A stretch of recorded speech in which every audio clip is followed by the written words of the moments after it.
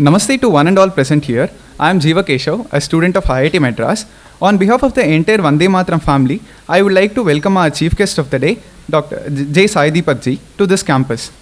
I would also like to extend a hearty welcome to the faculty members, students, and other audience to the third Vande Mataram event of the academic year 2022 to 2023. I request our chief guest to assume his place on the dais.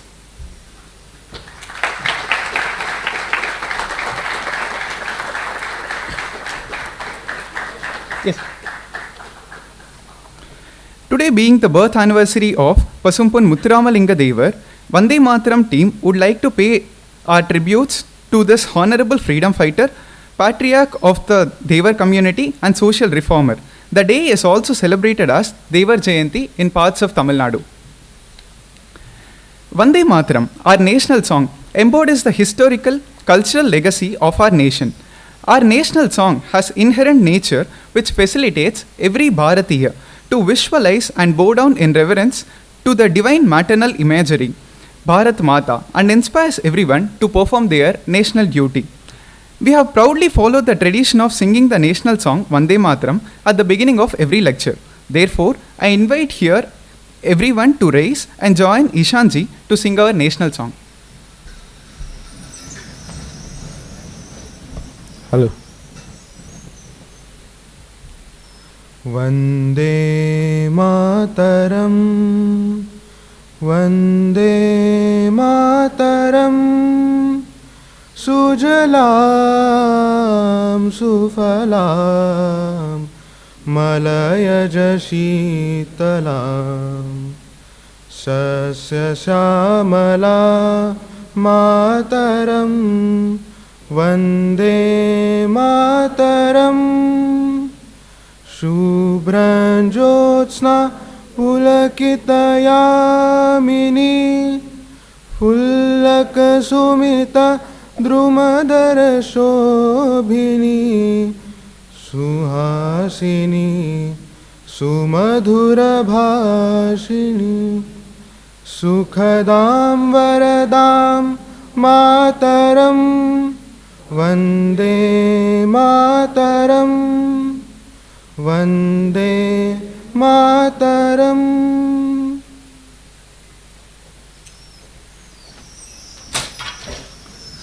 Thank you, Ishanji. The Vande Mataram Forum at IIT Madras aspires to take initiatives that introduce and sensitize the student community about Bharat's rich cultural, economical, socio-political, scientific, and technological heritage, its ramifications today, and the thoughts about the roadmap ahead.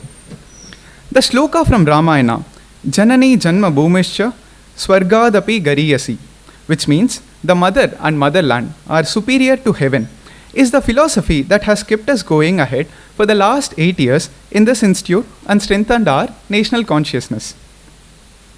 It gives me immense pleasure to welcome once again our guest speaker, J Sai Deepak ji, at this event. We still flourish in the memory of his last talk titled Ushering the Indic Resonance, which is one of the most viewed talks on our YouTube channel. I request Professor Vijay Lakshmi ji to welcome our chief guest by presenting him with a fruit basket.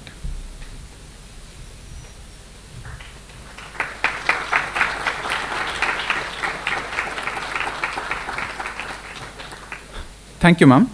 I request the student moderators, Rajas Takle and Srinivas, to join the speaker on the stage.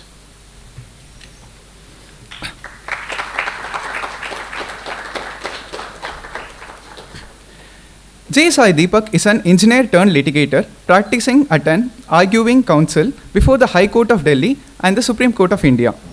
He graduated with a bachelor's degree in mechanical engineering from Anna University in 2006 and a bachelor's degree in law from IIT Kharagpur in 2009. Civil commercial litigation, constitutional law, and competition law are his primary areas of practice. He has been involved in numerous important cases, including those involving the Sabarimala Ayyappa Temple, Sri Padmanabhaswamy Temple, the Basmati Geographical Indications, and the Indian Penal Code's martial rape execution. He received the Young Alumni Achievers Award from his home institution, IIT Kharagpur, in 2019. In addition to giving lectures on constitutional matters, he produces plenty of material for prestigious newspapers and periodicals.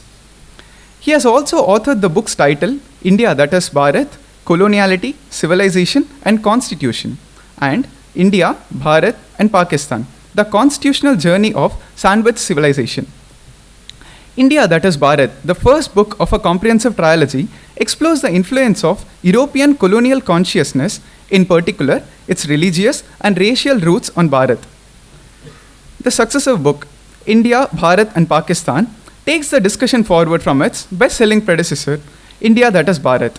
It explores the combined influence of European and Middle Eastern colonialities on Bharat as the successor state to the Indic civilization and the origins of the Indian constitution. To this end, the book traces the thought continuum of Middle Eastern coloniality from the rise of Islamic revivalism in 1740s following the decline of the Mughal Empire, which presaged the idea of Pakistan, until the end of the Khilafat movement in 1924, which cemented the road to Pakistan. The book also describes the collaboration of convenience that was forged between the proponents of Middle Eastern coloniality and the British colonial establishment to the detriment of the Indic civilization. One of the objectives of this book is to help the reader draw parallels between the challenges faced by the Indic civilization in the tumultuous period between 1740 and 1924 and the present day.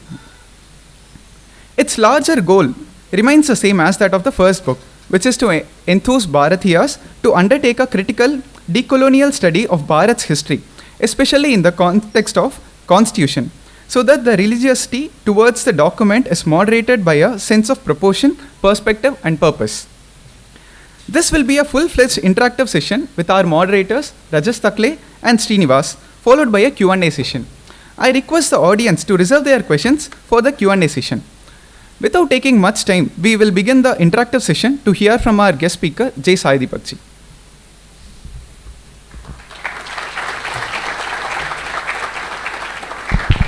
To everyone present here. This is the first time that Vande Mataram has planned to do an interactive discussion. The plan to do this format of the event was decided around the first week of October, and it was possible to implement it effectively by reading this wonderful book as a group. That way, we were exposed to different opinions on the same subject, which later translated into the questions that we, the Vande Mataram team, have planned to ask J Sai Deepak, our guest for today's event. You would agree with Rajas's statement that it was indeed a very interactive group discussion that we had while reading this book. This book, India, Bharat, Pakistan, in my opinion, it was a book with difference after reading. Like, as an engineering student, the last time I read about history was in my class 10, and this is completely different a view that it gives me. Like, it shows how the partition of India, 1947, rather than being a sudden phenomena to satisfy certain individuals like Mr. Jinnah, it was a meticulously planned out thought process by a section of a society. The book kind of gives an expansive treatment to the origin of the two-nation theory, and every time I read a chapter, it is like a time traveling machine which kind of alerts the reader to compare with what is happening in the current society today. So overall, it was an emotional roller coaster whenever as I navigate through the chapter, especially the last chapter of this book. Moving on to the first question, there are many books that dealt with the partition of India and two-nation theory. So what is something new that the readers can get from reading your book? And what, according to you, was the necessity or origin of the two-nation theory? Am I audible? Yeah. Before I proceed, kudos to the Vande Mataram group. The last time I was here, 2017, I think we were struggling to find people to fill the chairs, and you've come a long way from there. So fantastic work, and I think it's independent of anybody who's come here, it's your persistence. So fantastic work. And I think the dress code is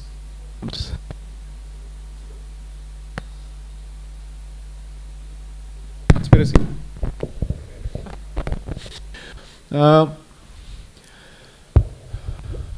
What is it that makes this book different? So I'll have to recollect what I told the publisher is the US book. See, you'll find multiple books which touch upon the different verticals of this book. So each of the sections you're bound to find books which have dedicated themselves to the exploration of each of these verticals to a significant depth. And that has helped my cause. So for instance, I have relied upon a lot of PhD theses, right from the founding of the Congress as an establishment. Is that a problem? Yeah. So I had the comfort of referring to a lot of PhD theses. Perhaps the better way of looking at it, of course I'm not saying that I've got it all right, is that people were looking at different parts of the elephant and I was trying to look at the elephant in the room, literally and metaphorically speaking in that particular sense. The idea was to say that as a constitutional lawyer we are taught to read the constitution or to understand the constitution in a particular sense, with history unfortunately playing a very little role in our understanding of the legalese. Assume for a moment that you still make sense of the legalese in the language.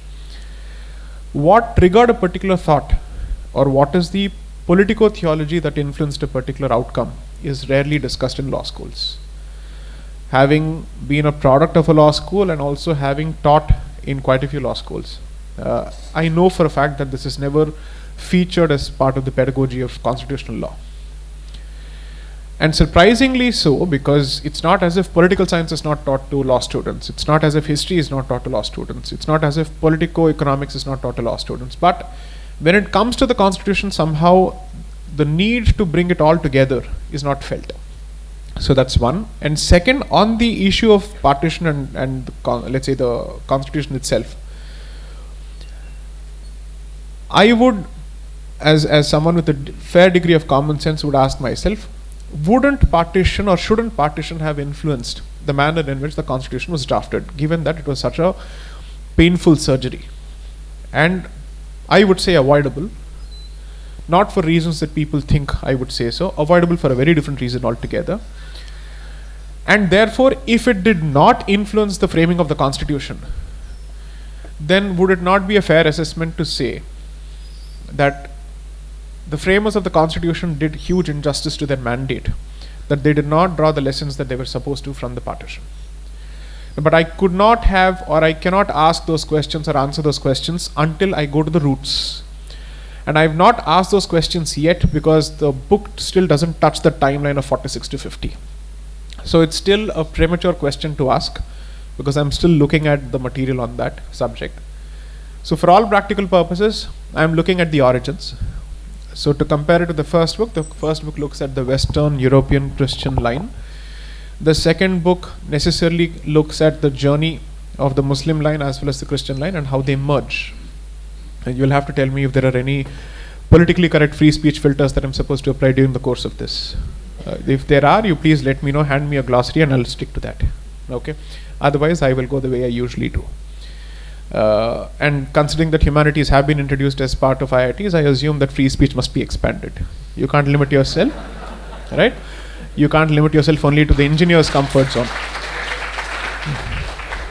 As a product of that first guinea pig experiment of the law school set up in 2006, I'm in some position to say what exactly was the intent behind the introduction of the humanities. It's just that I turned out to be the counterproductive effect of that intention. Okay.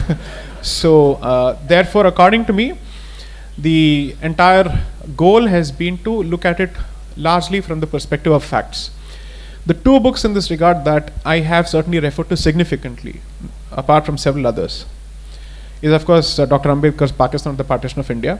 But according to me, the better researched book was, or is Venkat Dhulipala's Creating a New Medina. The difference is his book starts from 1937. And therefore, it almost assumes the two-nation theory was a reality by 1937 and how it was given effect to by 1946 is what he's looking at. But the religious underpinnings, the ethno-religious underpinnings, its direct connection to the fall of the Mughal Empire is something that he does not touch upon. I'm not saying that's a drawback. I'm simply saying that is the limited scope of his book. I just decided to go a bit more, let's say, back in time. And fortunately for me, the literature helped me, or it vindicated my search in giving the material that said two-nation theory is not Jinnah's brainchild. Two-nation theory is not Syed Ahmad Khan's brainchild. It goes much beyond, it goes much deeper. And that learning I felt needed to be shared with the material. And if this was the case, I then had to ask myself, is it purely a matter of coincidence that the very same thought finds resonance and purchase let's say across time spans? Or is there a clear movement here where all of them are products of some institutions? Fortunately, which a fact that I did not know until I started researching for the book was that Syed Ahmad Khan was a product of the founder of the two-nation theory, which is Sayyid Waliullah Dehlavi, or rather Shah Waliullah Dehlavi. And that seminary has produced all the leading movements of that particular period. Was a revelation to me. There's a chance that people were aware before. So obviously there are certain books that have spoken on that. But how that directly ties into the factum of partition needed a better treatment. So in that sense, I'd say I've been less a student of law and more a student of history in the writing of this book. I've been a greater student of political science in the writing of the first book. Hopefully, I'll have to combine political science and constitution and history in the third book better. The last book will of course be the final nail in the coffin, which is the book on the constitution itself, the fourth book. That is more or less the lay of the land for the now transformed tetralogy, no more a trilogy. Yeah.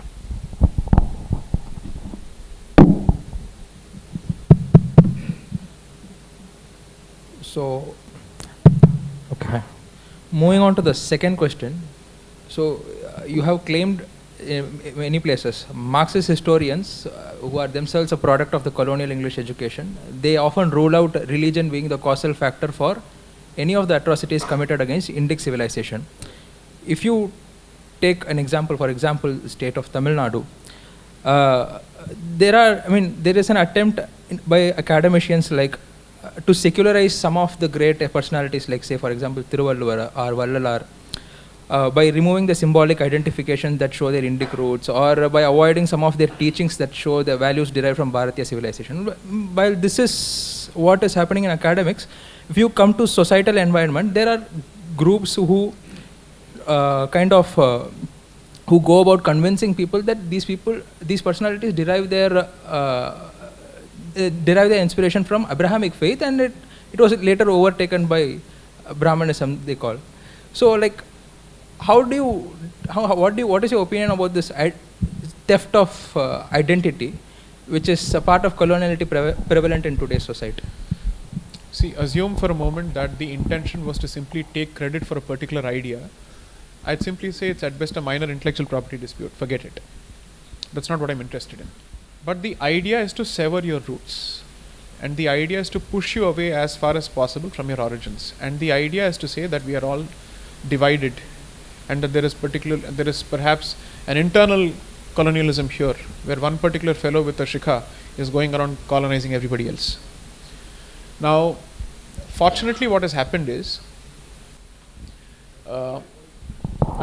the evidence is something that speaks volumes, and which is why I've tried to be a lawyer as much as possible in presenting the material here.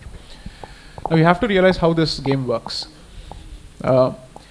If any other faith system is involved, do not trace the problem to that particular faith system. Make sure that economics attains importance. But if it happens to be a native faith system that is involved, then make the faith system the central culprit. And then try and sow fissures within it to say, but that faith system itself is the product of internal colonization, wherein it has emerged at the expense of or through the submergence of religious local sub-identities. That's the target here. Now, you will continue to fall prey to this as long as you don't call out Marxism's own tendency to push Western agenda, notwithstanding their argument that they are anti-Western, anti-capitalism. Don't limit your argument only to the scope of economics, go much beyond that. Cultural Marxism is therefore a significant culprit which needs to be examined and dissected further. There is enough literature that's emerging across the world on this particular subject, but independent of what's happened everywhere else, I would want to see what has happened in the Indian experience. I have hinted at the comfortable relationship that Marxism enjoys with both colonizing tendencies in Bharat, and never seems to speak for the underdog here. Its claim is that it speaks for the underdog, but it has never spoken for the underdog as far as Bharat is concerned. It constantly seems to speak for the flag bearers and the torch bearers of foreign colonizers. That tells you that there is something fundamentally problematic about it. Now that is merely a superficial assessment. It's not an evidence-based assessment yet. And therefore, I'm revealing the scope of the third book. The third book would effectively have 4 streams. The pre-existing Christian stream, the newly introduced Muslim stream. The third is the cancerous stream called Marxism and communism. I will trace its origins. And of course, the Hindu Sangathan movement that starts from the early 1900s. Now, how do each of these forces fight with each other between 1925 to 1946 is a crucial period. Because, okay, let me throw a couple of bombshells here. RSS was founded in 1925, right? Then you have the communist movement emerging around the same period.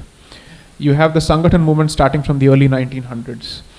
And then you had the Khilafat movement and its successor organizations and movements continuing. What are they doing? How did they fight? Hindu Mahasabha was founded around the same period. I think Banaras Hindu University was set up in 1916. What do all of these movements translate to? That I will look at with an evidence-based approach in the third book.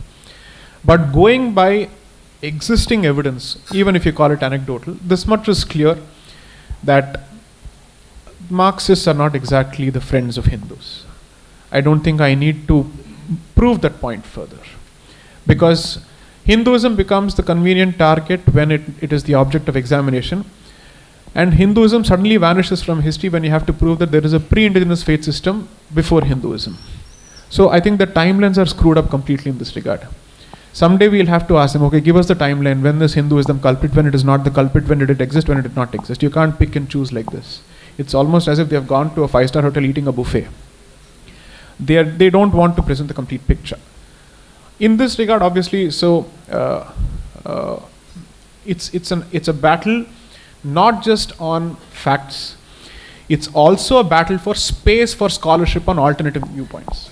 So one of the things that I've tried to show in the first book is that there is a very clear attempt to pixelate the scholarship on this particular subject, which disagrees with the Marxist scholarship. And therefore, if there is a voice of dissent here, the voice of dissent in this academic discourse is the non-left voice. And therefore, we must be heard. So perhaps what I'm trying to also point to is the politics of academic discourse. If the facts exist and the evidence exists, why is it never allowed to come to the fore? Why don't you ever give the reader an opportunity to make sense of those facts on their own? Allow me to present the dots. Whether the dots ultimately connect and link to emerge with a picture which I want it to, or is it closer to the picture that you're projecting? Let's leave it to the readers. But at the very least, the material must come out. So one of the criticisms that I've received, and a very valid one, and perhaps a well-intentioned one as far as the second book is, that I speak less and the material speaks more. My interventions as the author have been far and few in between. That's a very cautious, conscious, strategic call that I took. Because already the subject is sensitive. And then I'm sure there would be any number of people waiting to find faults with it and all that. But I said, I'm not going to give you at least an opportunity to catch me on the wrong foot as far as facts are concerned. There the lawyer will do his job. All the material with footnotes, about 1478 endnotes have been presented in the form of a proper technical paper presentation. Ab aap khate baithiye, let's see what happens. And the only thing that you can do now is to say, no, but it is a multidimensional thing. Okay, bring out the other dimensions. And now you explain to the audience, if it's a multidimensional thing, why is this particular dimension always missing in your projection? Why do you never present these dimensions? I will always be okay with the argument that any discussion on history is a multivariable equation. But somehow this particular variable is always missing in the calculus that you present before the public. And therefore, I will complete the picture, let the public decide.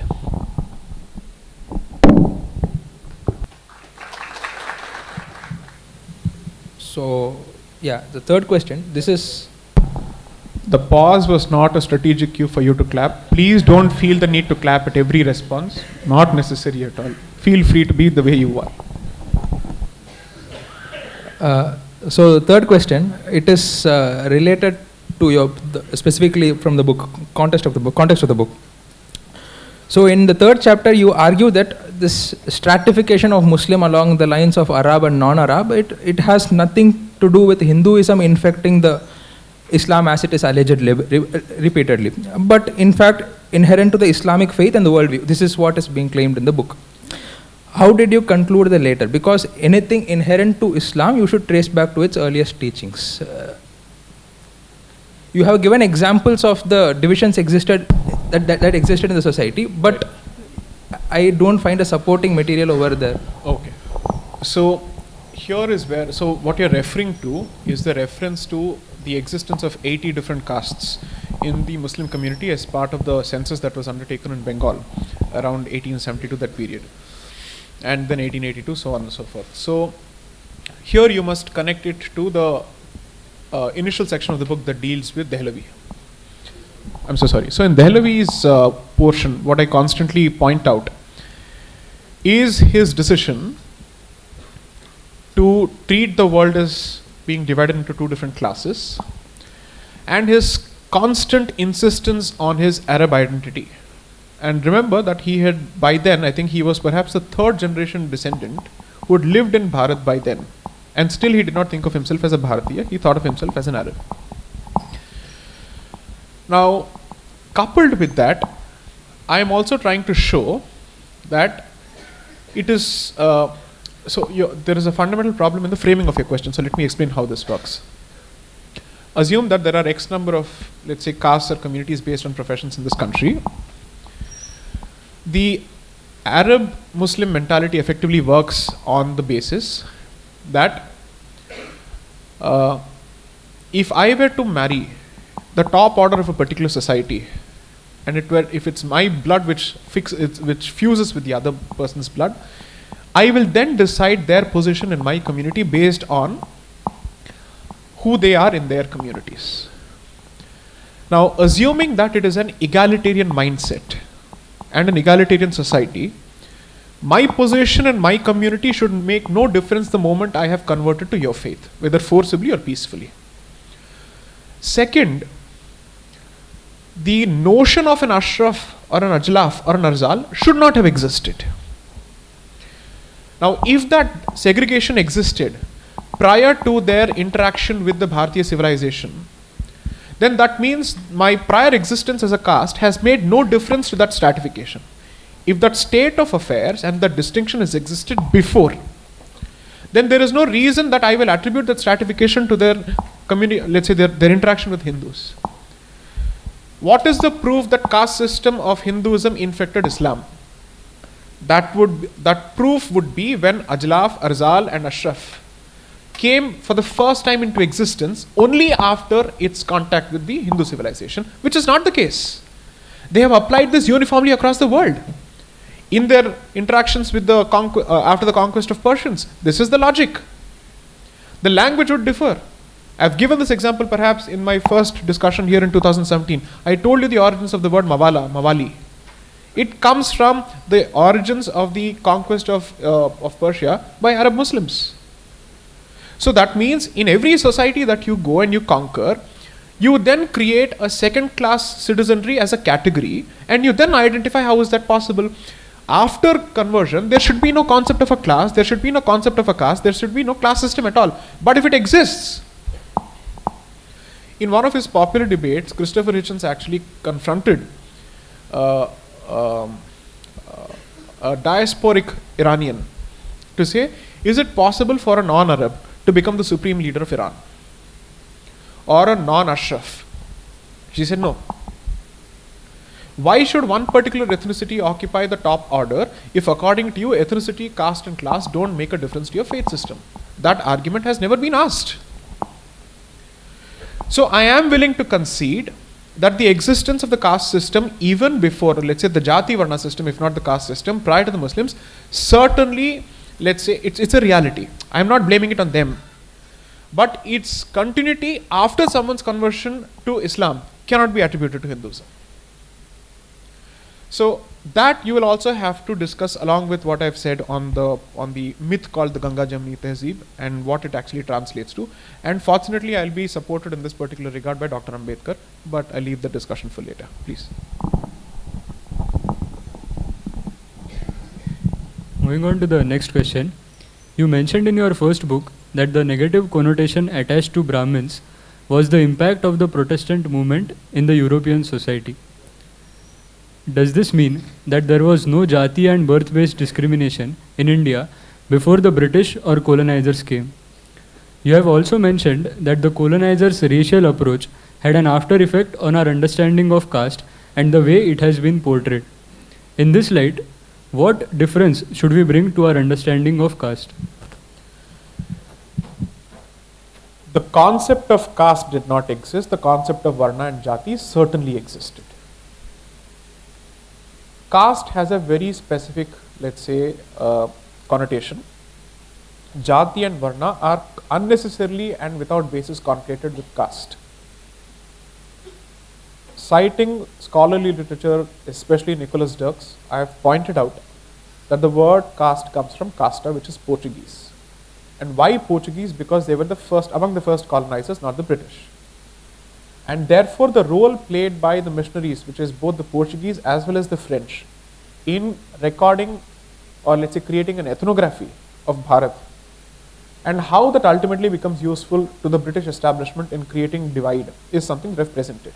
Now let's answer the straight question that you've put. Does the existence of Jati and Varna prior to the entry of the colonizer not point to discrimination?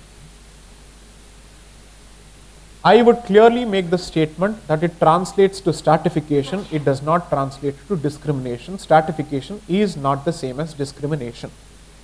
Nobody has been able to conclusively prove that the concept of untouchability has existed in 5,000 years or 7,000 years. They don't have any evidence to show that. What is the timeline from which untouchability starts, and how you end up conflating the treatment of Shudras with the treatment of untouchability or the treatment of untouchables, fundamental flaw in the argument. Shudras were not untouchables. They are not supposed to be treated as untouchables. That's not the argument at all. You have had Shudra kings. You have stone inscriptions where even Reddis call themselves as Shudra kings who are worshipping the feet of Vishnu. And therefore they'd be treated as Shudra Kshatriyas, SK. So it's not Chaturvarna entirely, it translates to 16 classifications. Which is to say, maybe you're born in a particular community, but when it comes to your conduct, you perhaps don't share the traits of that particular community, and therefore you will be again put under its BB, BK, BV, BS. Similarly, you will have a KB, KK, KV, so on and so forth. That's exactly how the stratification works. Now, when you look at the way the professions or vocations have been divided between communities, you're looking at a pre-industrial age where across the world, for all practical purposes, professions have been generational and hereditary in nature. It's not just the priestly profession. The vocation of the father continued to be the vocation of the son. Largely, I will not say daughter, because the contribution of the female workforce was largely missing at that particular point.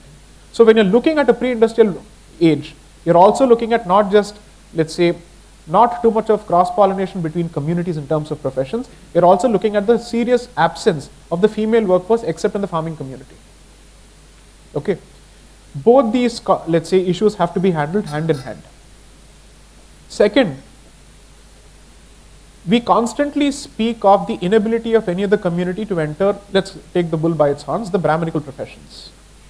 But why don't we ask the question, was it easy for the Brahmin to enter other professions? No wonder that travelogues are written specifically to show that while there is a Chaturvarna system, notionally they say there is a Brahmin in each profession, which is to say that there is a person who is recognized as the expert in each subject and no other person is expected to or is permitted to enter that particular profession. It's not limited to one particular priestly profession. You look at, let's say, the concept of Vishwakarmas, you look at the concept of any other community for that matter, Padmashalis, weavers, so on and so forth. The idea is to divide labor. Now, the question becomes slightly more complicated when you ask whether it is relevant to the current day. In an industrialized age, would this make sense? Does this, let's say, this rigidity make sense? For all practical purposes, it has come down to only 2 or 3 societal transactions where this still has some kind of relevance. Marriage at best. To the best of my knowledge, it has never made a difference to friendships in my life. I don't know about others, right? Now, people might say, well, there are certain power structures which are invisible. That's the standard Marxist trope, that there is a language of power, there is a system of power, so on and so forth. You know what? I agree with you. I don't disagree with you. But your argument that it's always skewed in favor of one particular community is wrong.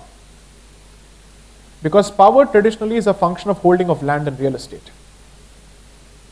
And therefore, landowning communities have wielded the most amount of power. And as far as the non-landowning communities are concerned, it's a question of whether they're seen as the protector of Vedas or so on and so forth, and therefore a certain degree of respect is given to them. In your argument, there is something very crucial that I think is that needs to be explained. I'm just trying to unpack as many layers as possible, so I hope people don't think that I'm trying to evade it. What was kept out of the reach of any other community other than the Brahmin community is not education, is only the ability to study the Vedas and to disseminate it.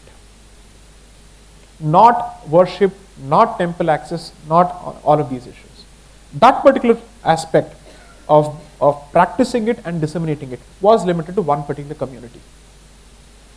Now, assuming for a moment that you believe that this is wrong, it should not continue today, the fact of the matter is, folk traditions are still hereditary in nature.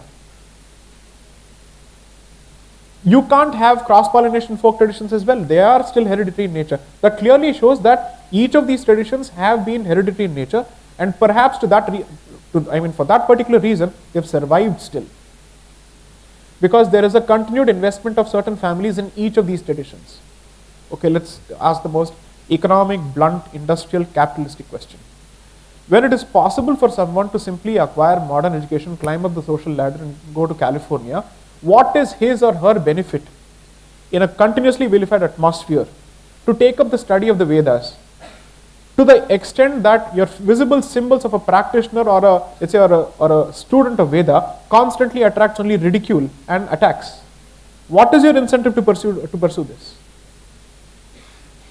Okay, next question. After, let's say, the study of the Vedas have been freed from the clutches of the evil Brahmin, how many people have chosen to, let's say, surrender to that particular tradition? Most importantly, the caste discourse in this country needs a diversity and plurality. And there have always been a plurality of voices which have tried to argue against discrimination staying within the Hindu fold as opposed to seeking to destroy it. Unfortunately, those voices don't find place in textbooks. Where people have said, we are not fighting for the abolition of caste or the annihilation of caste, we are fighting for equal treatment and equal respect despite staying within our caste fold. Now, those arguments don't find any representation at all, because those arguments are inconvenient arguments because they show Hindu unity. They show the urge to remain in this particular fold. They don't show the urge to destroy this particular fabric. Now, obviously, you can't present it. Why would a Marxist present it? He is not related to me. He has no love lost for Hinduism. He is not going to present it.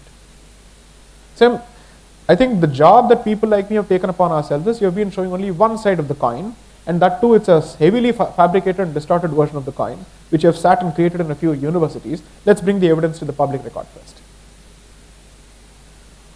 Again, one thing that I would certainly want to caution you about is that I'm not asking for dissing of all sorts of Western academy on Hinduism. I'm not saying that, because a lot of people have done justice to Indology. They may not share your commitment or your dedication to Hinduism because they're not Hindus. But in terms of presenting the evidence, they've done a fantastic job of it. So, one of the reasons that I cited Nicholas Dirks is that he takes up caste as an issue, and for over a decade he has worked on it. So, 92 to 2002 he has worked on it. He has cited he's published multiple papers, but all of his efforts culminate into this brilliant book called Castes of the Mind. And the reason why the book is titled Castes of the Mind, anybody who's followed the caste discourse and the politics of caste in this country will tell you this. It is said that caste emanates from Purusha Suktam, and therefore it is the creature of Brahma's thinking. And therefore the title of the book is Castes of the Mind. So that is the allusion to the title of the book. So try and read up this literature. I am 100% sure that I don't have all the answers, but I'm certainly saying that the skewed oppressor-oppressed version, the class war version that the Marxist continuously pushes everywhere across the board, is not an innocent version of history at all. It is a motivated version meant to create a certain outcome. And the effects are visible in all humanities departments. Next.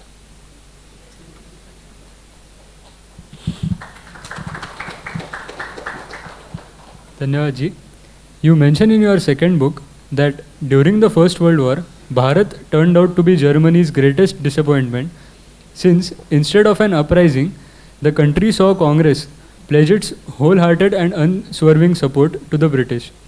A resolution was passed in the Imperial Legislative Council on 8 September 1914, wherein they pledged unwavering loyalty to the King Emperor and also offered to share the heavy financial burden of the war. Considering this, do you think that the leaders of the pre-independence era lacked political wisdom, and what led the political leaders at that time to decide on showing loyalty as an essential need for independence rather than an uprising? Because it seems that the unwavering loyalty and sharing of the financial burden of the war may have led to the British delaying independence of India, as they saw India as a place from where they can get both good army and finances. I don't think they were offering their services to the empire hoping for independence, because until then the discussion of independence was not even on the table.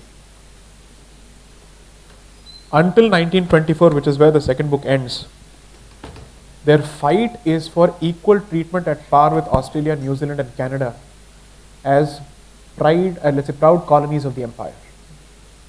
They were not asking for independence one bit. Nowhere. The ones who were asking for independence were branded extremists and nationalists. And nationalist was being used as a cuss word even then. And they were being told that they must be committed to mental asylums for hoping to achieve independence. This was the language of all the leading stalwarts of the Congress. Shri M.K. Gandhi's political mentor used the word lunatic for people who were asking for Purna Swaraj.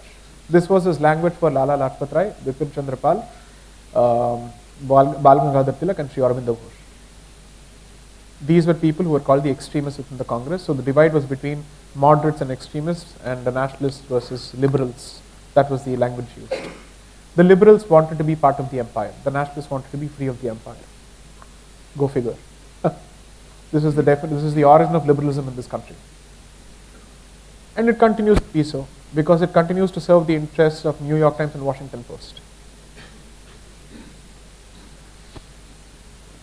So my point is that I'd be very, very careful and wary of using freedom movement and independence movement for that particular period. And I'd be careful about who is it being used in the context of. The better part of the Congress was not batting for independence. This is not a political rhetoric. This is there, and I have reproduced all their annual proceedings. Vande Mataram was converted to Vande Mata Pitarau. The Pitarau there was the British flag. And people were going about circulating these pamphlets. Amma, Appa. That's the language that they were using. And they were proudly saying this. The first conclave of, Indian National Congress was not a party. It was a political platform where all like-minded people would meet. The party under the umbrella of which they met was the Indian Political Union, IPU. So when they met, how did they meet? Why is it that A.O. Hume has a role to play in this? Why is the British man taking an interest in this? What reports did he have access to in terms of intelligence reports that he decided that I need to create a safety valve? Because we are looking at a situation that is equal to or worse than the 1857 mutiny. The best part is, the literature that I've relied on this particular subject, on this particular phase, is both left and right in that particular sense. R.C. Majumdar and S.R. Mehrotra, who's a communist historian, both of them are saying the same thing. And until the 1960s, or even mid-1950s, communists and the Congress had a love-hate relationship. How did they get so cozy? You'll have to read it further. I'll explain that subsequently later. But the point is, the origin of liberalism in this country was pro-colonial in nature. Now, what you make of it, I leave it to you.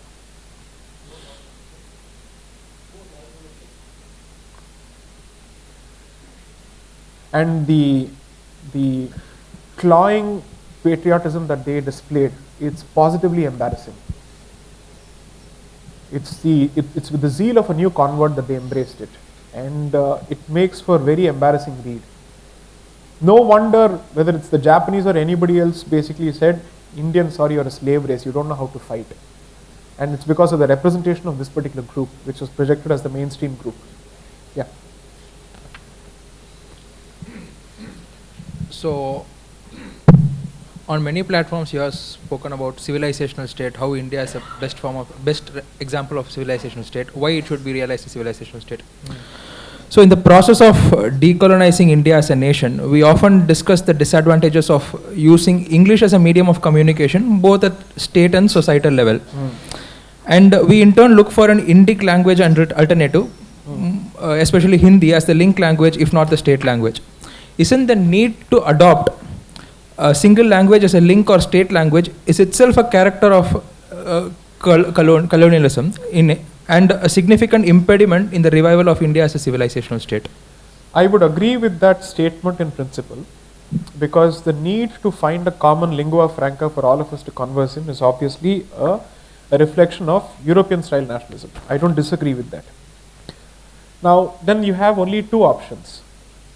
One, you treat yourself as a microcosm of Europe in the sense that Europe doesn't have a single lingua franca. It provides for multiple translations. So why can't Bharat do the same? Assume for a moment that you still think on those lines. The fact of the matter is the linguistic diversity is still, it's vast. Europe is nothing. Europe is nothing. So how are you going to provide for all of that? Let's look at interstate communication, business communications, whatnot, languages, professional courses. How are you going to do all of this? Perhaps the deeper argument to be made is that when there are already tendencies which try to use linguistic chauvinism to create a wedge, and when dharma has been created on the basis, or let's say it has organically evolved, created would be the wrong word, organically evolved through a federal structure, which is to say there are sub-identities and there is a larger identity, and the sub is safer as part of the whole, and the whole is incomplete without the sub, so to speak. I've clearly said that Sanskrit should have been presented as an option. It was presented in the Constituent Assembly as an option. Sri Lokanath Mishra, who is the father of the MP from Puri, or I don't know if he's still an MP, Sri Pinaki Mishra, his father presented this as an option, only to be shot down by the liberals. No, it will hurt secular sentiments. That was their argument, and this was their argument in 1947. Why are you surprised if the same argument is presented in 2000s? In 1947, they already made up their minds that they don't have the confidence to embrace Sanskrit as the link language without killing local languages. And they were comfortable with the suggestion that de-Sanskritization of all regional languages must be supported. Therefore, whatever remains of the connections also must be severed. That's been their position. So, which is why, to answer your first question perhaps, this is a repeat of history. It's not even original. What is happening is not even original. That's the surprising part, either from their side or from our side. Fortunately, at least some hard questions are being asked here. But what they are pushing is unoriginal from two perspectives. They're effectively importing stuff from the outside and pushing because they are not applying their brains. The funding comes from there. Second, it's not original because they're still recirculating the past. What are you presenting that's original? What archaeological evidence have you been able to present which actually supports your case? Everything that is unearthed is against you. From Vakhikadi to everything, you seem to be floundering everywhere. So the point I think perhaps that I'm trying to make is that the issue of language is not a question of practicality and economics. It has fundamentally become a political question. So address that, and address that particular elephant and take it head on. The more you try to give economic justification, you're still not addressing the central argument of the other side, that the introduction of Sanskrit is reintroduction of Brahminical dominance. That is their constant bogey. That's the only bogey, that's the only whipping boy that they constantly present before the audience. Take it head on. Don't run away from it. Don't beat around the bush. Embrace the cactus and go after them.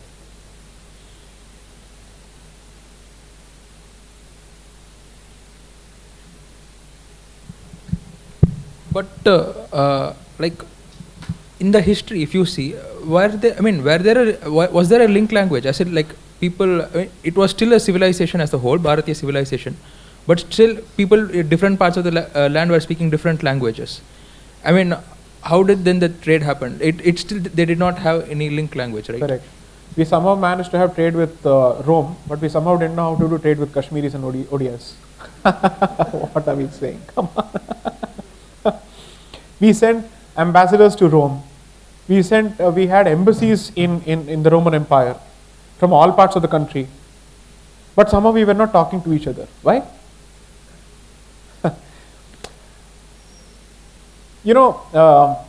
Try and look at, you don't need to go back so far in history. Why don't we look at how people used to talk to each other prior to the reorganization of states on linguistic lines in 1956? Why don't we take a look at that? Now, most people don't realize this. Why is it that in the northern parlance, most people from the south are called Madrasi? Are they being racist? No. Why are they called Madrasi? Because the Madras presidency was effectively one of the largest presidencies, subsuming all the states that you know today in the south, right until Odisha. What else are they supposed to call us? Around that period, it was Madras only. Bengal province was not just Bengal. Such a huge province, that's one of the reasons they had to partition it and divide it. It was almost 1.88 lakh square kilometers. That's almost 40 to 45% the size of undivided Bharat. That's the size of Bengal. The reason why I'm making this point is, more than one language was prevalent when it was still a presidency, other than the fact that people would want to learn English to become part of the colonial administrative infrastructure. So when these languages have worked, how did people work with each other, assuming that there was no lingua franca, assuming that nobody was forced to learn each other's languages? What was happening? There, I think there is some paucity of research. That's a factual answer. I don't want to make a guess. It's a factual question that deserves a factual response. There's no point in trying to fill it up with my opinion. There are some aspects of Bharatiya history where research has to happen on these lines. Ask these basic questions. In Bengal presidency, effectively you're looking at Bihar, but Bihar itself does not have only one language. It's not just Bhojpuri, you have Magadhi and so many other languages, Maithili. All these languages exist. That is within one place. And the politics surrounding Urdu and Hindi, read it. In the 1860s when it started, I've given some material on that. Clearly, the assumption that Bharat was a dysfunctional unit which did not even have the basic capacity to carry out trade within itself prior to the Englishman coming here to bless us with his knowledge and light, sorry to say, reeks and smacks of coloniality. That is slave mentality at its work at its finest. Apparently he was coming to teach us trade when he was coming to trade with us. I've given this example before, that there are coins which date back to the Roman Empire in the vaults of the Padmanabhaswamy Temple. How would you justify all of this? We were even trading with the Middle East before it became an Islamic region. We were trading with Egypt, for God's sakes. There's material for that. How do you justify all of this? This trade from Kashmir to Egypt. We may have to revisit some of these notions. Yeah.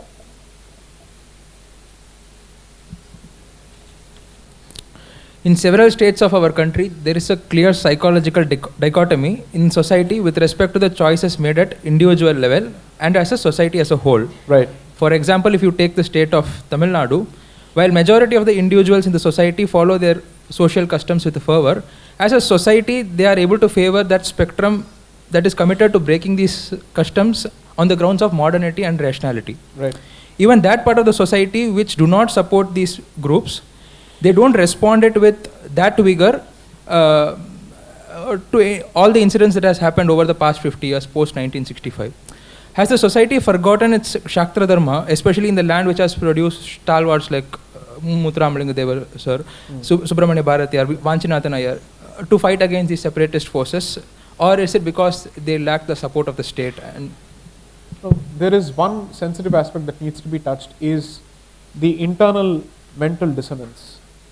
So for instance, it's unfair to assume that all card-carrying communists are anti-Hindus. Not true. Not true at all. Some of them are very devout practicing Hindus, whether it's in Kerala or in Bengal. I don't know if I think in one of my talks I gave this example. The guy next to my room in IIT Kharagpur, the C144 JCB hall is where I was. The guy in C143, Radish, that's the way they pronounce the name, no? Radish. So he was a hardcore Shakta practitioner. Hardcore Shakta practitioner. Every Friday, as I said, the vibrations would enter my room. I could literally see the man would be all possessed, like Kantara. Huh? And the man is going all Kantara. But when he comes out, he'd say, why do you have vegetarian restaurants? Brahmin domination. As if Brahminism and vegetarianism go always hand in hand, and vegetarianism is a Brahminical quality. Not true in either case. Not true in either case. He'd start with that. Very proud of his communist beliefs. Is it not true that people who effectively led the communist revolution and who ruled the great state of Bengal were also bhaktas of Devi Ma? That is a fact. There is a cultural dissonance within their heads. Okay, the personal example, someone who happens to teach me color reparative comes from a particular school who is a hardcore worshipper of Bhagavati, but is also one of the leaders of Kannur in Kerala, which is a Marxist hotbed. Right? How do you explain these things? I think people are unable to understand that the political ideology that they ultimately stand for has a hate-hate relationship with their own cultural moorings. They're unable to see it for what it stands for. So a certain degree of unlearning and relearning needs to take place. You know when they actually realize this? The watershed moment for the communists of Kerala came from that prince who was sitting on the top of a hill. Ayyappa. Because they were forced to make a choice. Mass resignations within the CPI cadre during that period took place because they were being hated in their families for what they were doing. Mass resignations. There were letters and pamphlets circulated to say, we have bled for this red, now we'll bleed for Ayyappa.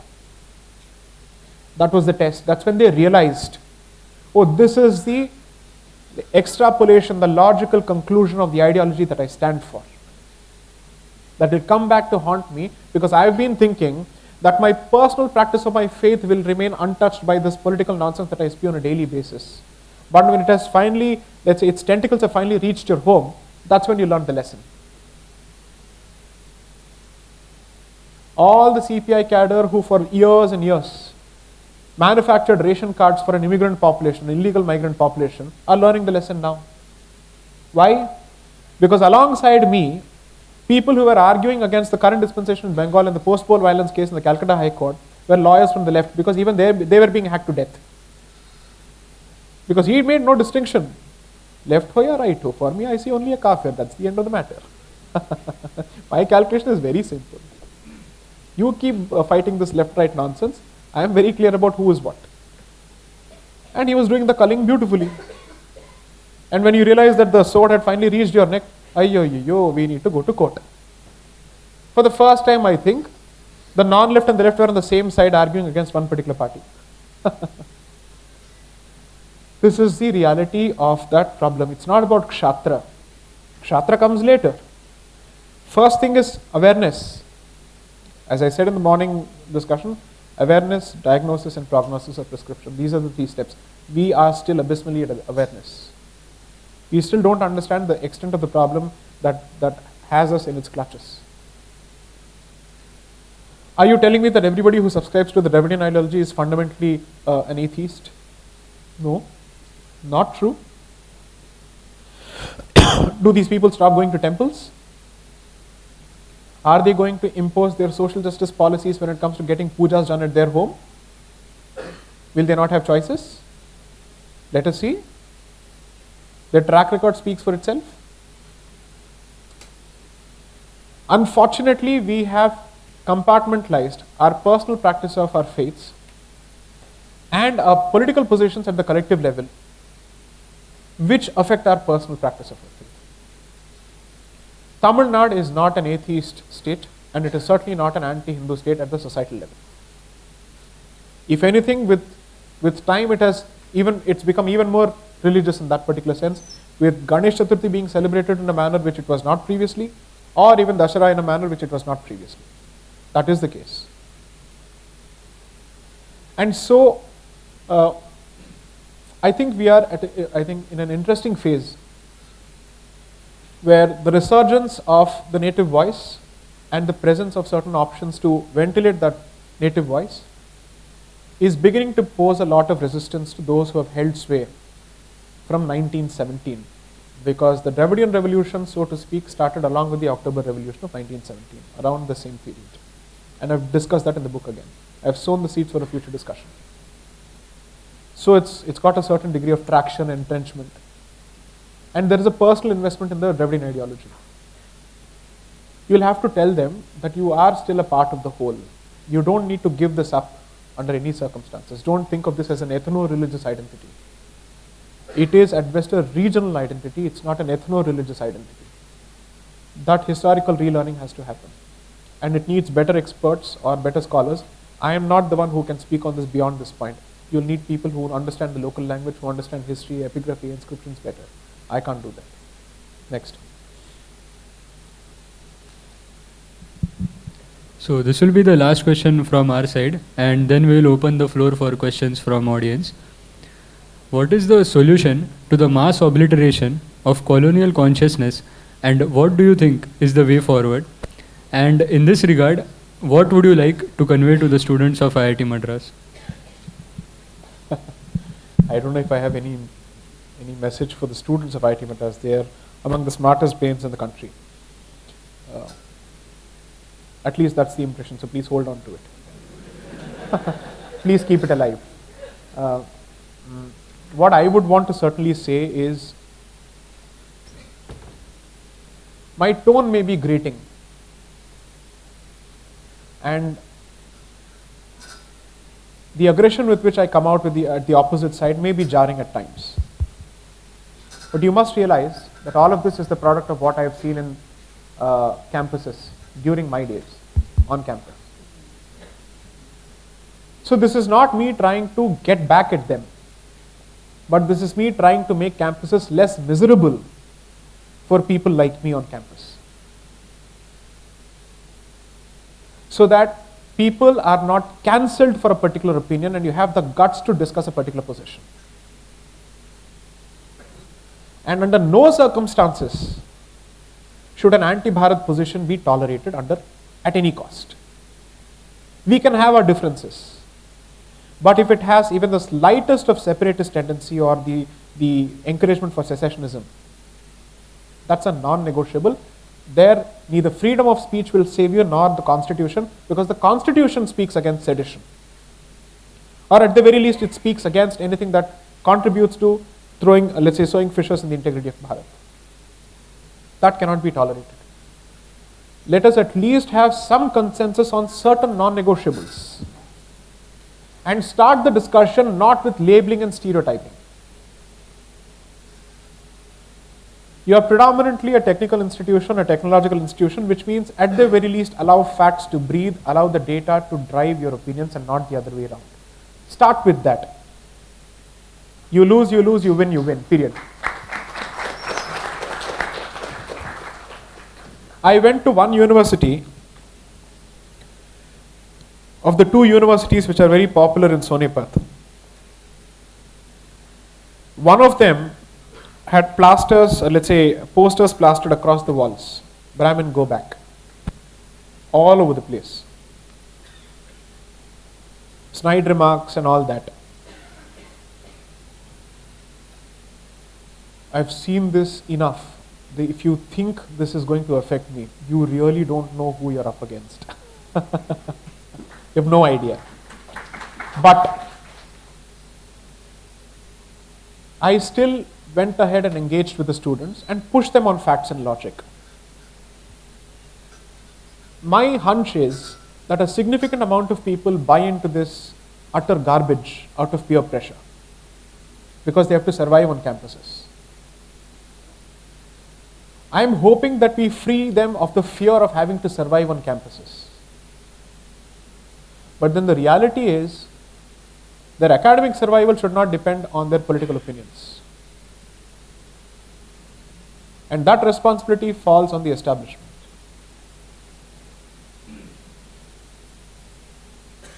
Show your commitment to free speech by allowing plurality of thoughts and by having the ability to confront a particular position on merits in public.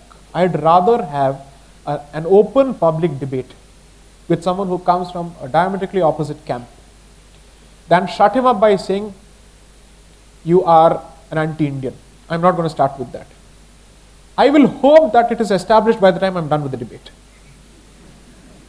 through facts and evidence. I would want to prove that, but I will not start with the labeling.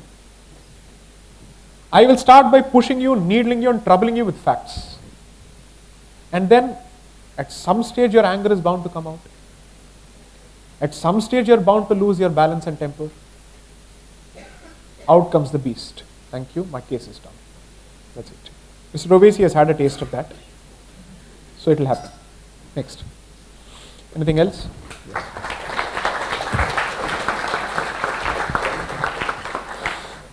Thank you, sir. It was indeed a very insightful interaction. The information you presented enlightened us on the topic and what we have to do further. Now we shall have a brief Q&A session. I request the audience to introduce themselves and limit to one question in the interest of time. So before the questions start, no question will be filtered or stopped, or it won't go unanswered on the content of it. But do remember, the one thing that is expected is civility of engagement. Observe those rules and it will be reciprocated.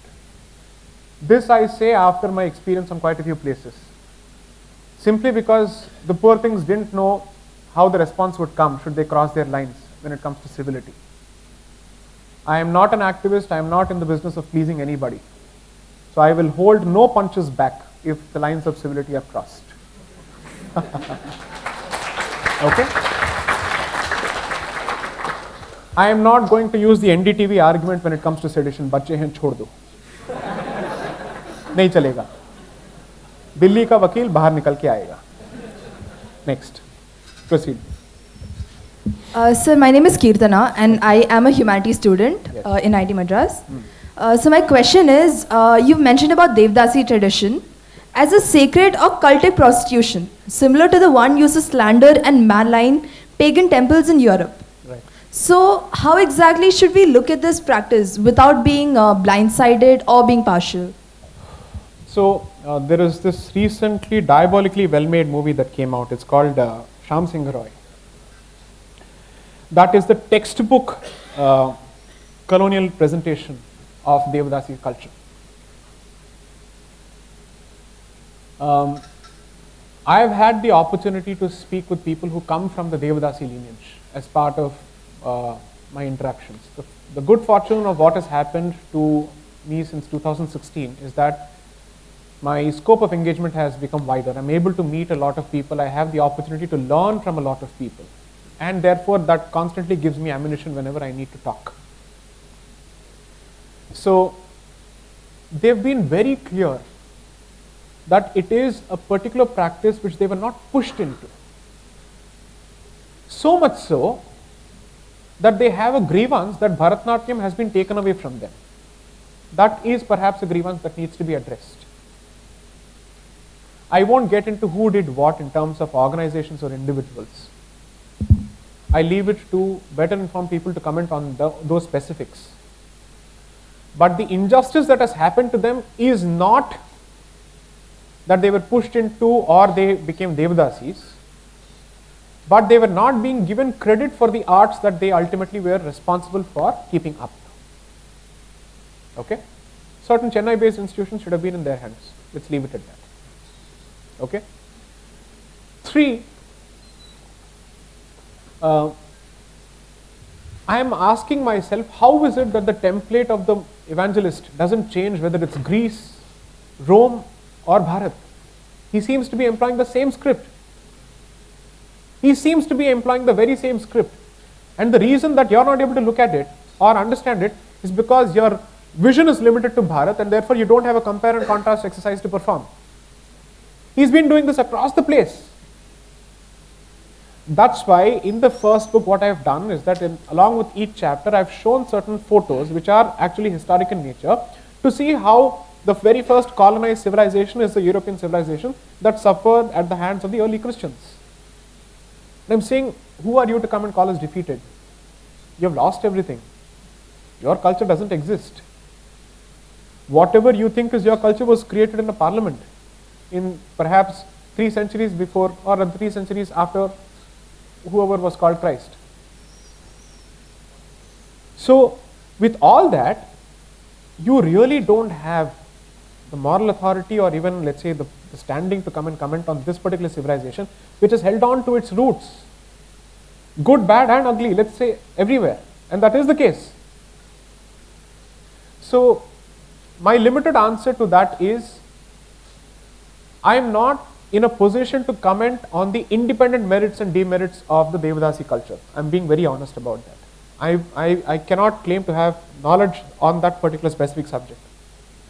But this much I am clear about, that its distorted representation has a very clear white crucified hand in it. Okay? And that is something that I am happy to debate on, because the material on that is clear.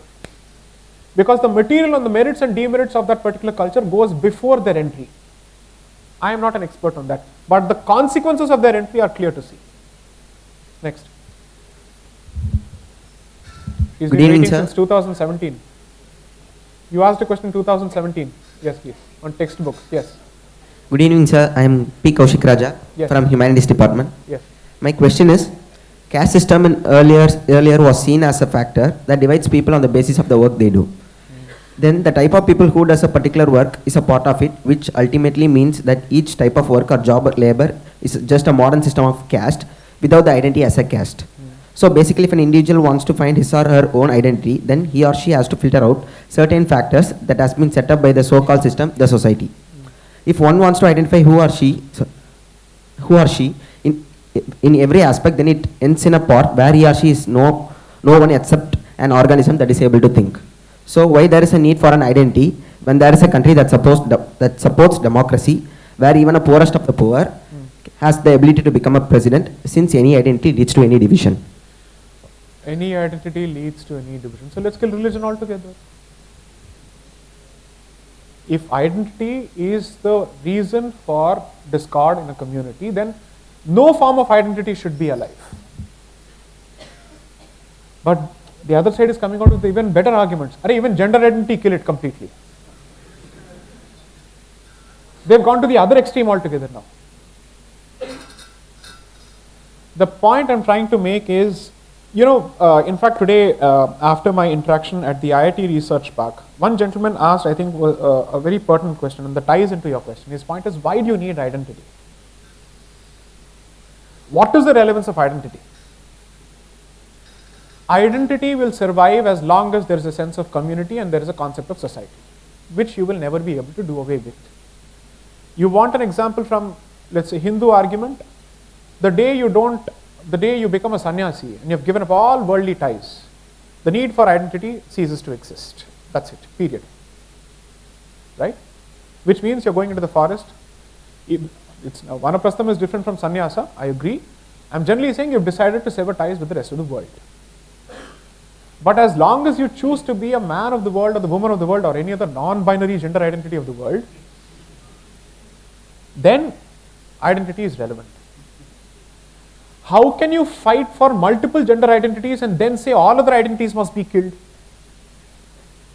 If identity is irrelevant and it is the pernicious cause for everything that is divisive, why on earth are you fighting for 122 gender identities?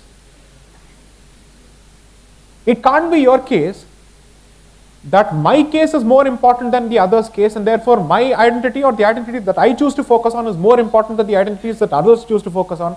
Then that means it's an investment of the ego, where you're saying that my position is more important. Not happening. Now coming to the second layer of the question, when people can aspire to be the president, why can't they aspire to move to other professions? I am consciously making the controversial statement that a profession and a vocation are not the same as traditions. I am making a clear distinction between secular vocation and traditional professions. These are different. Should they not be hereditary? I gave an example earlier, I think in one of my talks, and I'm saying this as much. Every time you've tried to non-hereditize a particular profession and convert that into a certification course, it has only translated to loss of quality and commitment. Because the personal investment is gone. The traditional pride is gone. There are two very good examples that I have come across in terms of at least anecdotal evidence, based on people who know better. Some people may be aware of the fact that I have worked with the former DGP of the idol wing, Sri Padmanabhaswamy, when it comes to idol theft cases. In the sense, when he needed to be defended against the rest of the police department, who were gunning him for identifying the crooks within the department, who were hand in glove with the smugglers of idols. And he basically said, in my experience, having handled so many cases, the theft of idols is more where there are non-hereditary archakas than hereditary archakas. That's across the board. Because they fear consequences if they do something which they are not supposed to, because the sacred covenant between them and the tradition is broken. They have nightmares. It's almost as if a member of the family is gone. It's just a profession, it's just a vocation. Your commitment is, I've done my job, I get a salary, that's the end of the matter. That's the same even with respect to the Sapati certification course. You don't understand that it's an entire way of life. It's not just a profession. It's like this. What we have chosen to do is that you have chosen to reduce a tradition to a skill set, which it is not. A skill set is replicable and acquirable. But a tradition needs to be inherited, or at the very least earned. Can a way of life be taught in a certification program? You need to be part of that particular environment. Does it start or end only with manners of prayer and whatnot? It starts with dietary restrictions. Why are dietary restrictions important? Let's bring in Brahmanism here. Let me address that question. You choose to divide dietary restrictions not on whether it's vegetarian or non-vegetarian. That's the Western binary way of looking at it. We focus on sattva, raja, guna. That is tamas. These are the three elements. Which means what you think of vegetarian can also be tamasic. That's not the distinction. We don't go with the distinction of whether it's vegetarian or non-vegetarian. So you basically say, I want to be able to tap into certain sattva elements of my consciousness, and therefore it starts with food. What you eat is what you become, is the basic philosophy. Why is it that Arnold Schwarzenegger suddenly says, I will stop eating red meat? I don't need to give a Western example for this, but unfortunately that's what seems to work. So I'm telling you this. Why is he saying this? I don't want to eat this. Because he's realizing the impact of red meat.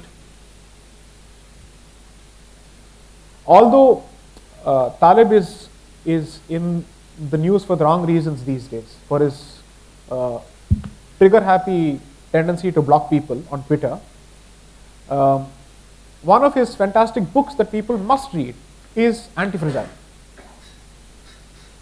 where he is using anti-fragile as a concept to show the ability of a tradition to withstand the test of time.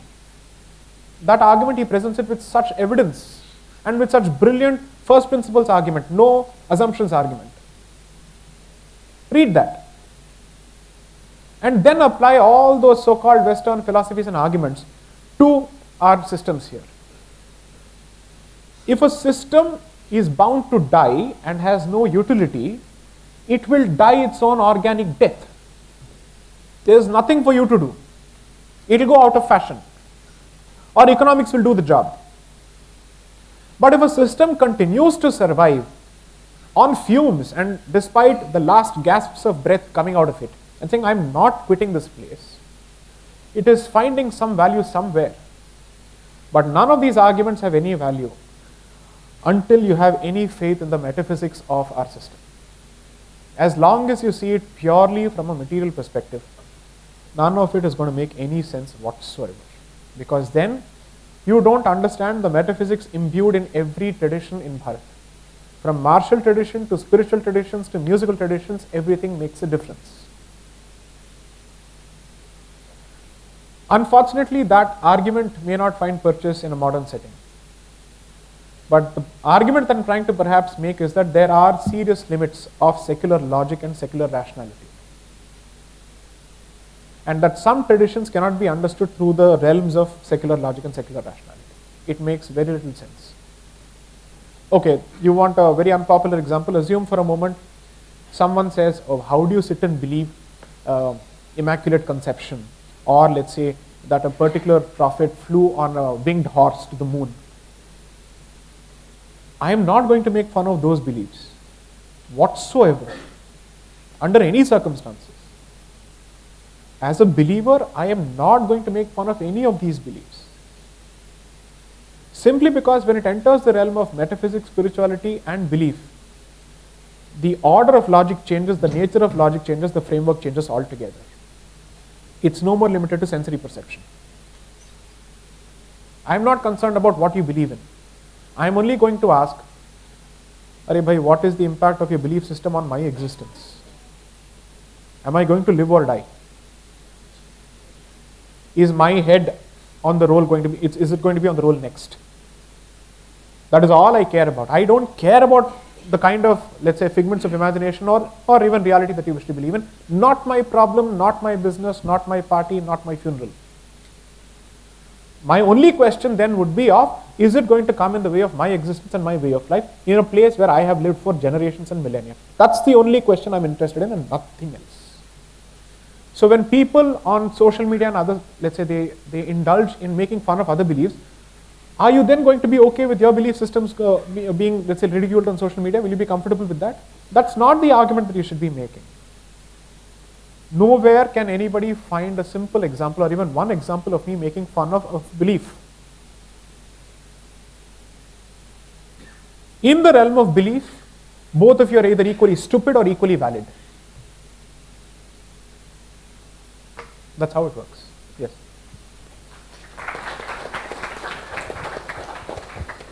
Namaste, sir. Thank you for writing this wonderful book. Thank you. I'm going through my re-education. It's not easy. And Is the language better than the first book? Pardon, sir? Is the language better than the first book? I've tried a lot. Oh, this is harder. The first book was a breeze because really? it's a first education. This is re-education, Right. so it's harder. Okay. So I have a question going back. There's a Lal, Pal and Bal, Right.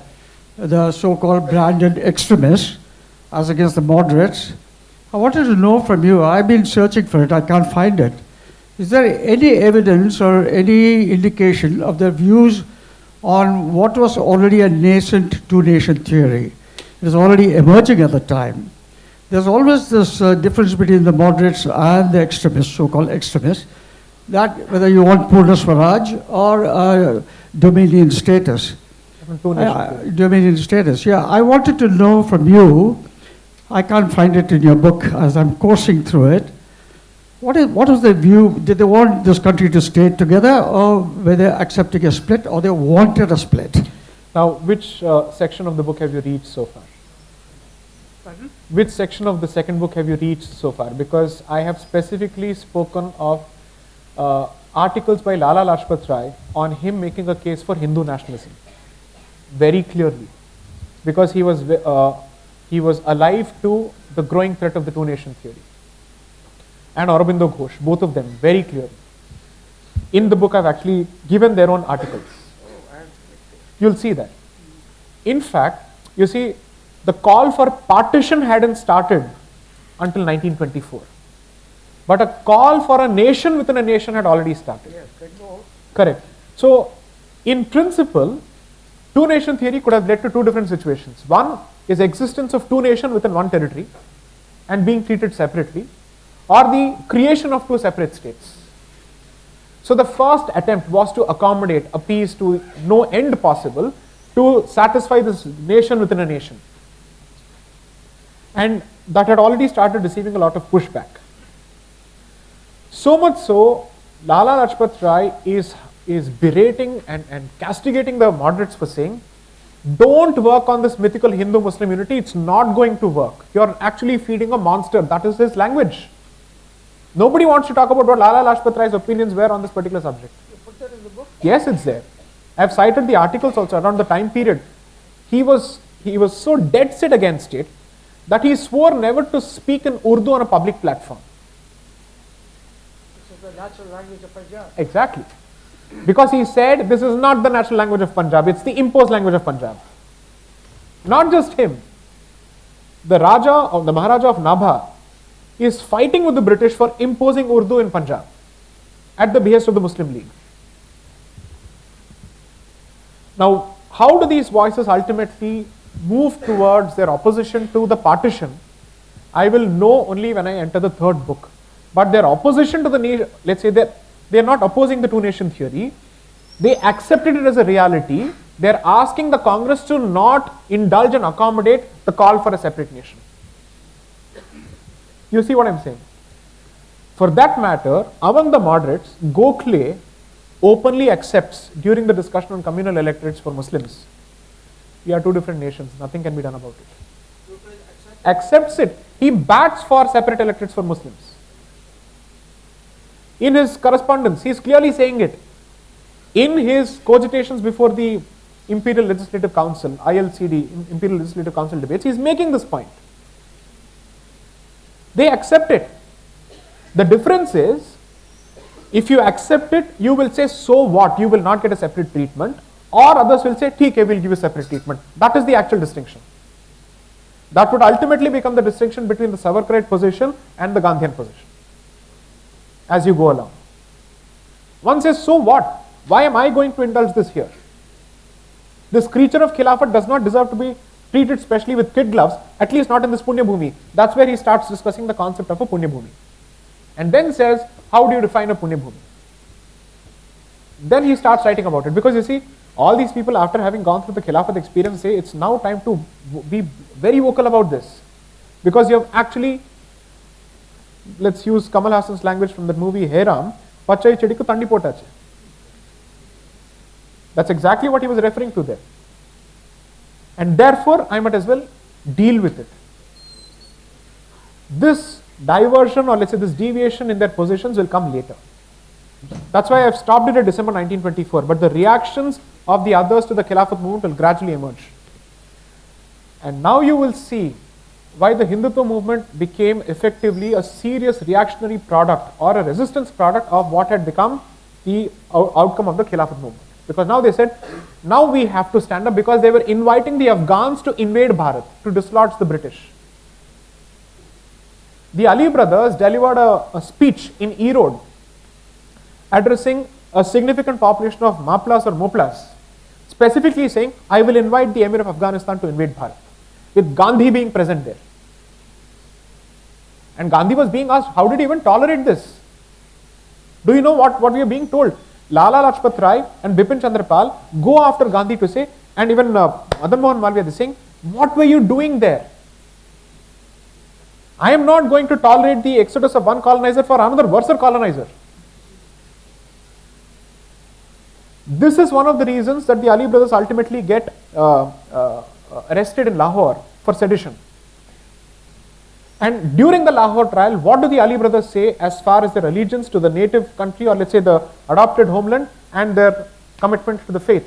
Brilliant statement. You should read it. I've extracted his statements from his testimony before the court.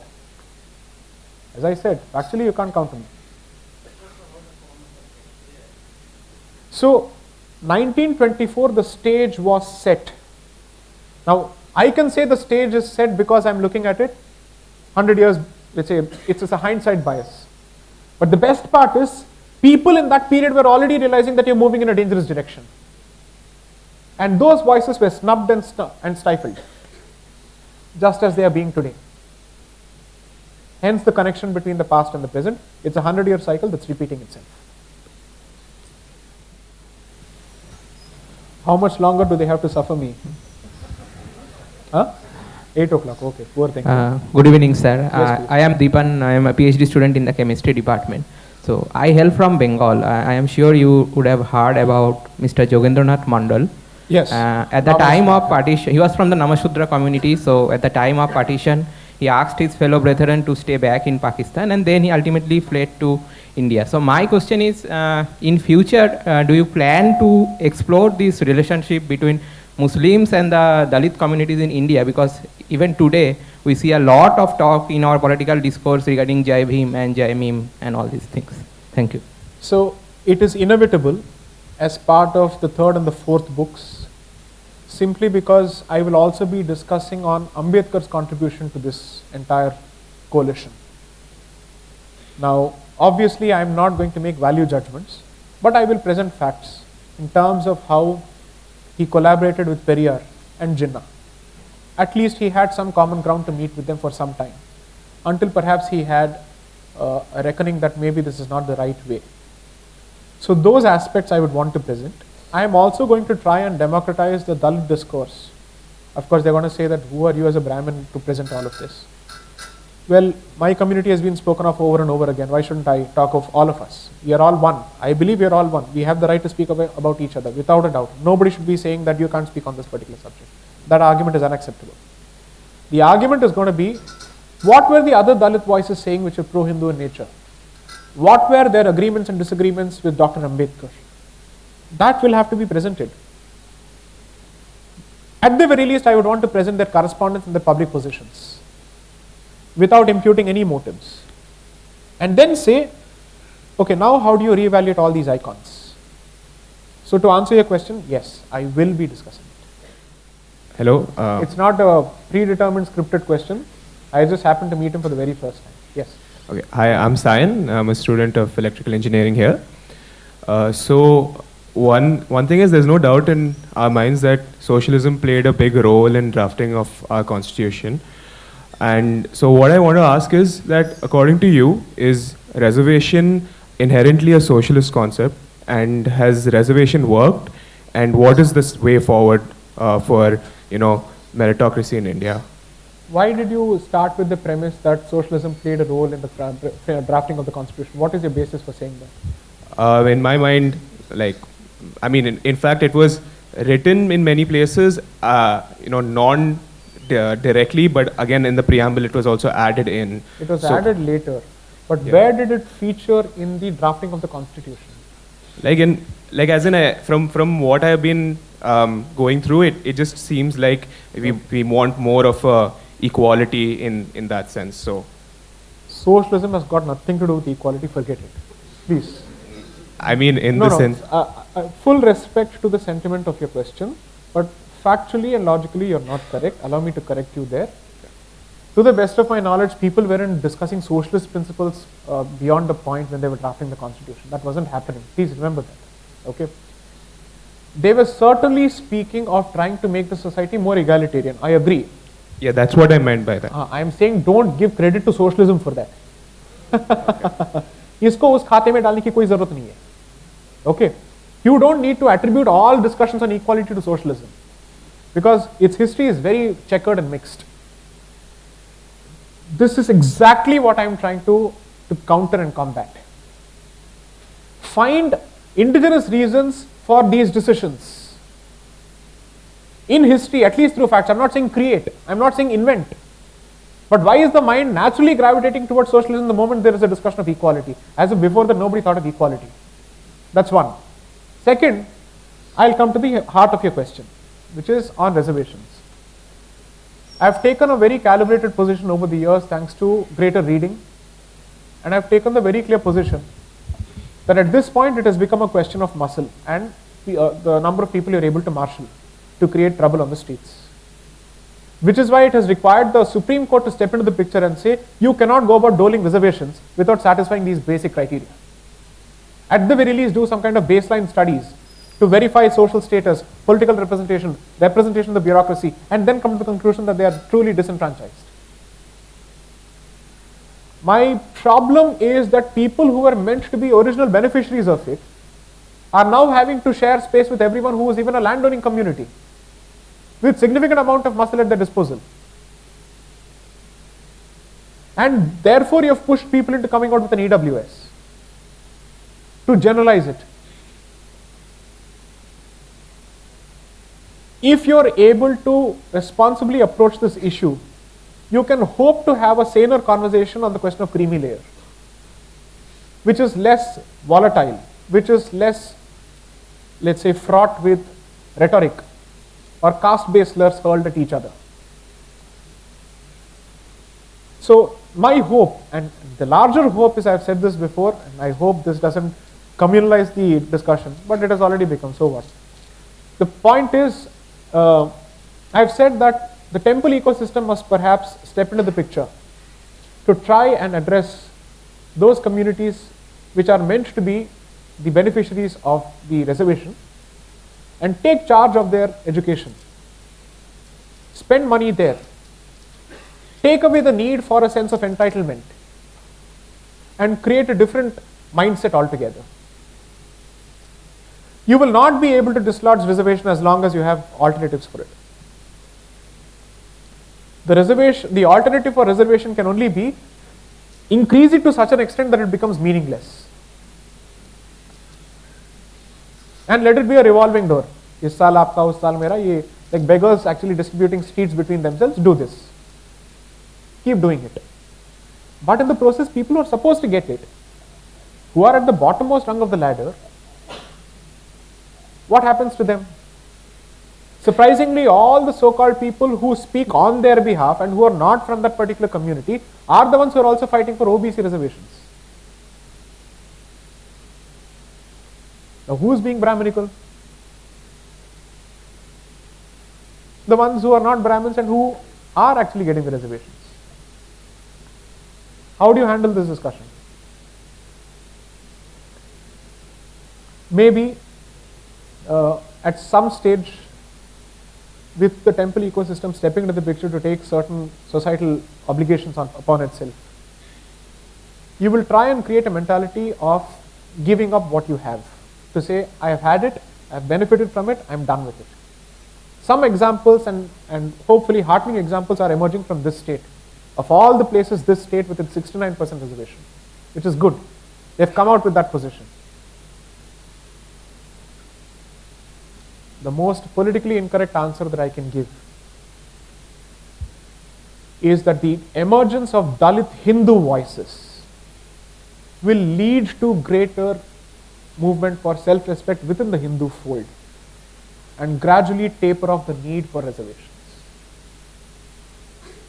And the feeling that they are marginalized, that needs to be addressed. So it's not purely an economics answer, it's not purely an employment-based answer. It has a clear societal relationship to it. I am not trying to say this is the solution. I am just being a leftist here saying it's a multivariable equation.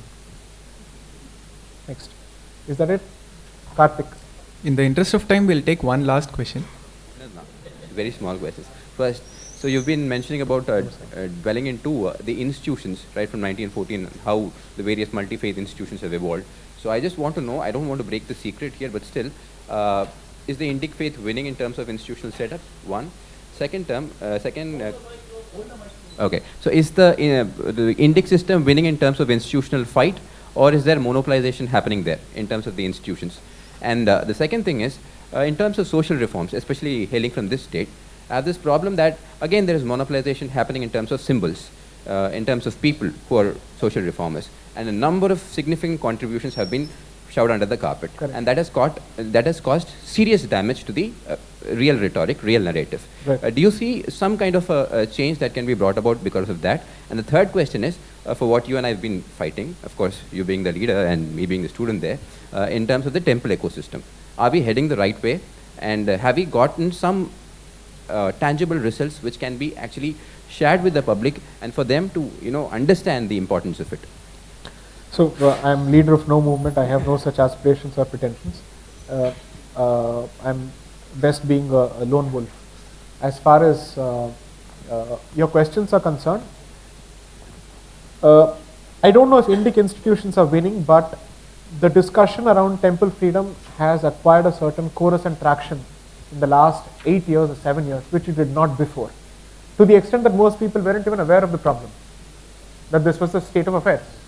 Fortunately, now there's a clear discussion on it, and governments are forced to talk about it. Governments are forced to cede control over temples, starting from Uttarakhand and other places, regardless of whether it's the BJP or the Congress. So, in terms of something to draw hope from, there is a forward movement in the discussion, with people also making statements which have electoral implications, like the Karnataka state government and others. So which is good. Now what it ultimately translates to, I don't know, or I am not in a position to predict. I don't have a crystal ball to gaze into. I'm hoping that it leads to tangible outcomes. Maybe we are looking at an incremental giving up of control, because power is such a thing that you wouldn't want to give it up in one go, so therefore you see it in phases, and people asking for more and more and more, and that happens. Now, are there good examples to emulate? I think there are, but the nature of the beast is that the state comes back to haunt the very same institution, like the Chidambaram temple, where they constantly go after the institution that has been freed by creating one pretext or the other. So there I think a legislative, let's say, solution is necessary. You can't keep going to the courts each time. You can't expect people to go to courts each time. It wears them off. There is a fatigue that sets in.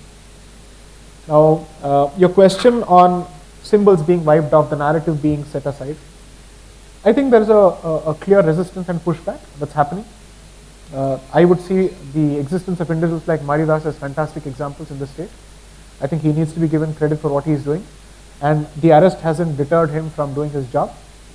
I see a lot of voices here which are doing these activities, but because they don't have the kind of establishment support that the other side has, the kind of monetary support that the other side has, obviously there is a catch-up game to be played here. So I am hoping that someone like me with some resources and networks at his disposal will try and facilitate whatever happens. At the very least, to make sure that young scholars are supported, not to create fabricated history, but to actually present it in a very objective fashion. That's been my style of operation, and I would want to pass on that to a couple of people. So I'm putting a lot of faith in the young generation, and in the course of my book tours, I've come across people who have switched careers or have decided to invest parallelly in these initiatives, which is a great source of hope. That means we are not fighting lonely battles, and that the investment in the future is paying itself off gradually. I would want to take hope from that, because I'm an optimist realist or a realist optimist. So I believe, regardless of the outcome, my efforts in this direction, both as a practitioner of the law and as a practicing Hindu, won't stop, regardless of whether there's cause for hope or despair. But the fact that there is cause for hope means that brighter days are ahead for Dharma. That's what I'm interested in. Thank you, sir, for addressing the queries placed by the audience. So thanks for staying for such a long time, and those who managed to stage a walkout, thank you for staying for as long as you did. I'm very happy that you had the patience to hear me out. I'm not being facetious here, I'm being genuine here. And for the rest, I would only say engineering and humanities are not binaries, because ultimately, even if you're an engineer, humanities will come back to haunt you. So I think people in California are realizing this to their own detriment, because they thought they could escape the influence of humanities in Bharat, but there they've now been saddled with woke humanity, which is even worse, right? So please take an active interest in all of this. You may agree with me, you may disagree with me, but my call for asking you to take an active interest in each of these, at the very least, I think that is something all of us can agree on.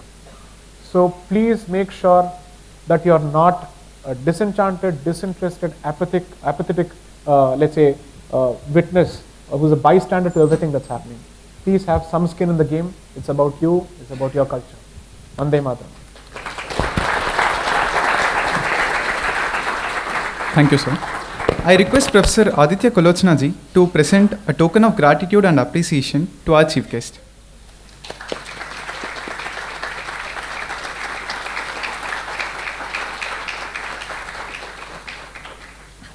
Thank you, sir. I would like to register my sincere thanks and gratitude to our chief guest for coming to our platform and addressing the audience about his books, India That Is Bharat and India, Bharat and Pakistan. I would like to thank the faculty members and students for joining us here. The books are available for sale at the front desk. You may get them signed as well by the author after the event. We hope to see you all at our next event soon. Those of you who are interested in volunteering and receiving regular updates regarding the further events, please write to us at vandemataram@smail.iitm.ac.in. We have come to the end of the program, but it won't be complete without singing our national anthem. I would request all of you to rise and join us in singing the national anthem.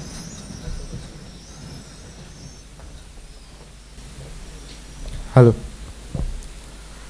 जनगण मन अधिनायक जय हे भारत भाग्य विधाता पंजाब सिंध गुजरात मराठा द्राविड़ उत्कल वंग विंध्य हिमाचल यमुना गंगा उच्चल जलधि तरंग तव शुभ नामे जागे तव शुभ आशीष मागे गाहे तव जय गाथा जनगण मंगलदायक जय हे भारत भाग्य विधाता जय हे जय हे जय हे जय जय जय जय हे